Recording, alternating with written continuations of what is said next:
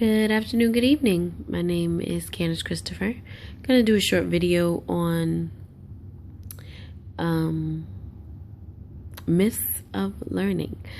In my master's course, Theories of Teaching and Learning, over the past 2 weeks, we've been talking about cognitive science and brain-based learning. One of our required reads is Benedict Carey's book.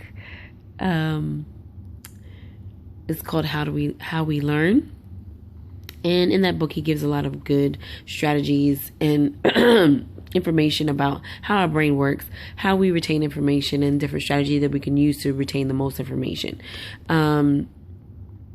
Some of the strategies he suggests, taking brain breaks, changing your environment when you're studying or trying to learn, changing any habits that you may have.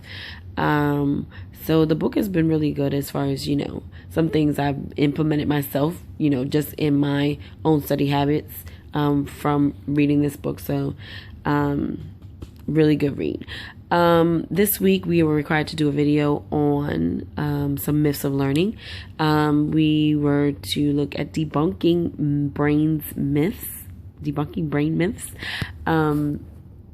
One of the myths that I chose to talk about was multitasking, which is the reason why I chose it was because I find myself trying to do it all the time, trying to multitask, trying to do so many things at one time, because you only have a little bit of time in a day. And I wish we all wish that the hours were much longer, but especially with our students and in the classroom.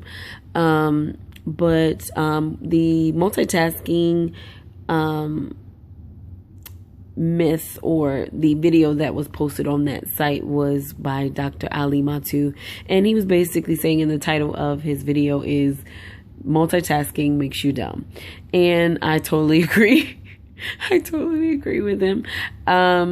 It's not really multitasking. It's called task switching, which means that you're not really focused on either one of the tasks that has been placed before you. You are just constantly switching back and forth, trying to spend a few seconds on each thing. One challenge that he gave on his YouTube video, was to he played two movies at the same time and wanted you to focus on both and try to see what was going on in both of them. And obviously you're not able to do that. You're just switching back and forth, hoping that you don't miss something important or some type of action in each movie, and which is true when you try to apply that to studying or learning, or just in life in general. Trying to text and drive, you're not focused on the road when you're texting.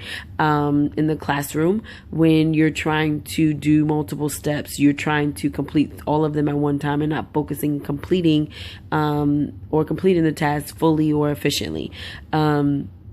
So I know as a teacher, we are always told to try to multitask and do as much as we can with our students and try to give them as much information. And some of the strategies that I've learned just personally from my classroom, when I have a task that has multiple steps, I am either applying those steps one day at a time, or I'm using a timer.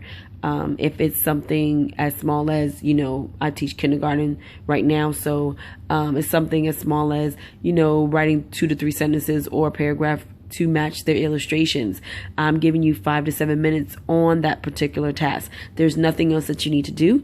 You don't need to go back and go to your drawing. And sometimes if it's something that I want completed that day, I will give you 5 minutes on your illustration, give you 7 minutes on your writing. There's no going back. There's no trying to do both at the same time. Your only focus is to complete the task or the directions that I've given you during that time, to make sure that you follow the directions and the assignment is completed efficiently. Some of the facts that Dr. Matu stated was, you